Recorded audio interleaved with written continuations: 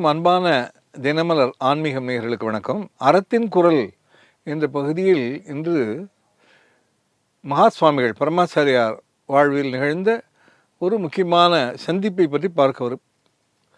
மகாத்மா காந்தியும் பரமாச்சாரியாரும் சந்தித்து கொண்ட ஒரு மிக மிக முக்கியமான சம்பவம். 1927 நெல்லிசேரி என்று கேரளத்தில் ஒரு கிராமம்.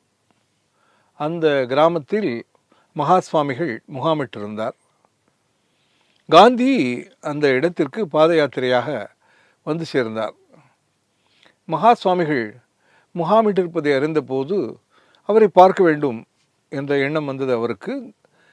மகாத்மா காந்தியுடன் வந்தவர் மூதறிஞர் ராஜாஜி. அவர்கள் இருவருமாக மகா சுவாமிகளை சென்று பார்த்தார்கள்.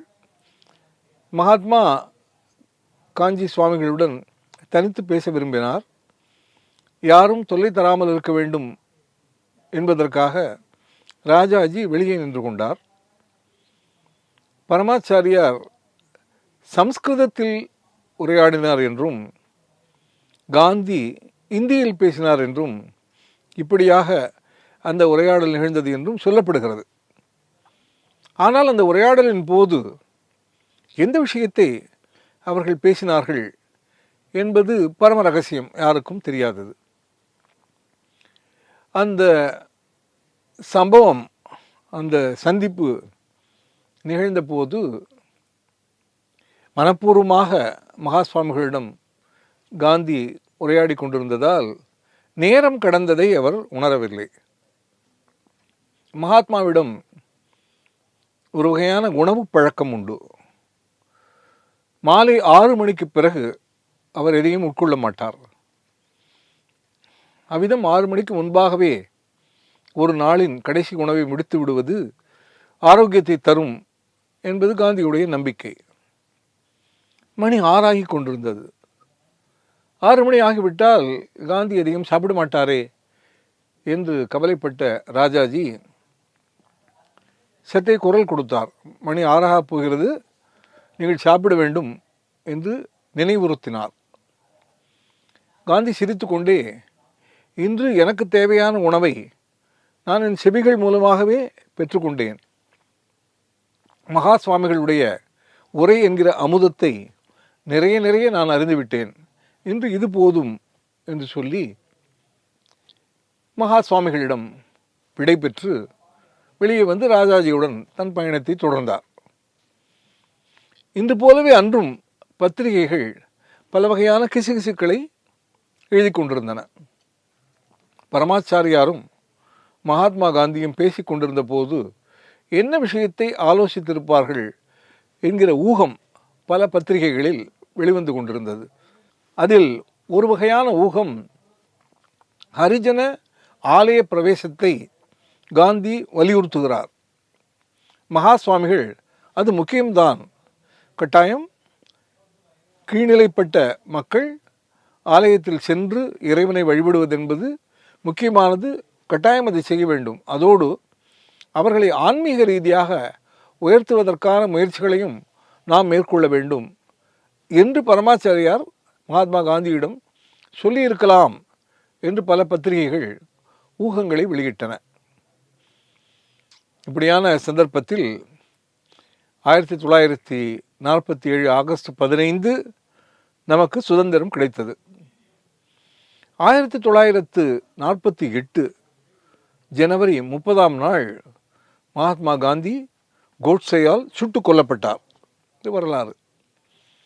மகாத்மா இறந்து போனார் என்ற செய்தியை தாங்க முடியாமல் இந்திய மக்கள் பரிதவித்தார்கள். அப்போது ரமண மகரிஷி, ஆங்கில அரசு இத்தனை காலம் காப்பாற்றிய மகாத்மாவை நாம் ஓராண்டு கூட காப்பாற்ற முடியவில்லையே என்று சொல்லி வருந்தினார். இப்படியெல்லாம் காந்தி காலமான பிறகு இந்திய சூழல் மாறிய போது காந்திய நெறிகளை புலப்படுத்தி ஒரு மலர் வெளியிட வேண்டும் என்று சென்னை பல்கலைக்கழகம் முடிவு செய்தது. மகாத்மாவும் பரமாச்சாரியாரும் சந்தித்திருக்கிறார்கள். எனவே பரமாச்சாரியாரிடம் காந்தி பற்றி ஒரு கட்டுரை கேட்பது சிறப்பாக இருக்கும் என்று அந்த சென்னை பல்கலைக்கழக நிர்வாகம் நினைத்தது.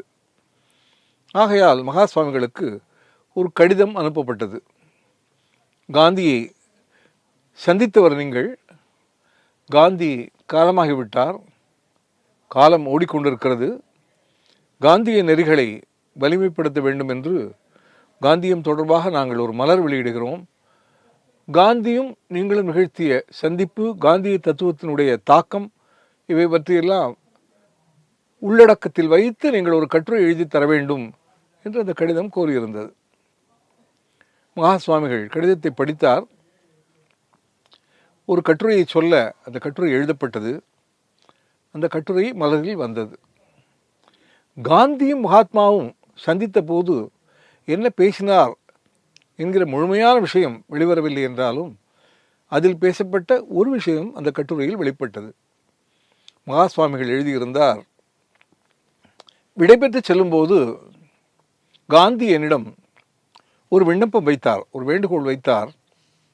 நீங்கள் முற்றிலும் ஆன்மீகத் துறையில் இருக்கிறீர்கள், நான் ஆன்மீகத்தில் நம்பிக்கை உள்ள ஆன்மீகவாதியாக இருந்தாலும் நான் அரசியல்வாதியாகவே அறியப்படுகிறேன். நான் அரசியல் களத்தில் இருந்து இந்திய சுதந்திரத்திற்காக போராடி கொண்டிருக்கிறேன். ஆன்மீகத்தில் மட்டும் இருப்பவர்களுக்கு விரோதிகள் இருக்க வாய்ப்பில்லை. ஆனால் அரசியலிலும் நான் இருப்பதால் எனக்கு நிச்சயம் விரோதிகள் இருப்பார்கள். அப்படி யாராவது என்றாவது விரோதத்தின் காரணமாக என்னை கொன்றுவிட்டால் நான் மரணமடைகிற தருணத்திலும் கூட என்னை கொன்றவரை மன்னிக்கிற மனப்பக்குவம் எனக்கு ஏற்பட வேண்டும் என்று நீங்கள் வழிபடுகிற அம்பாளிடம் எனக்காக நீங்கள் பிரார்த்தனை செய்ய வேண்டும் என்று காந்தி கேட்டுக்கொண்டார் என்பதாக அந்த கட்டுரை ஒரு தகவலை கூறுகிறது. ஆக தன்னுடைய மரணம் எவ்விதம் நிகழும் என்பதை மகாத்மா எதிர்பார்த்திருந்தார் என்பது புரிகிறது. அதோடு யாரையும் வெறுக்காமல் எல்லோர் மேலும் அன்பு செலுத்தி தன்னை கொல்ல வந்தவன் மேலும் கூட பரிவோடு நடந்து கொள்கிற மனப்பக்குவம் தனக்கு ஏற்பட அவர் விரும்பினார். அப்படி ஏற்பட வேண்டும் என்று அவர் கேட்டுக்கொண்டார் என்கிற செய்தியும் நாம் அறிய முடிகிறது. மனிதர்கள் இப்படியெல்லாம் சிந்திப்பார்களானால் எந்த வகையான விரோதமும் இல்லாமல் இனிமையான சமத்துவம் நிறைந்த மத நல்லிணக்கம் நிறைந்த உயர்ந்த பாரதம் எதிர்காலத்தில் உருவாக வாய்ப்பிருக்கிறது. நன்றி.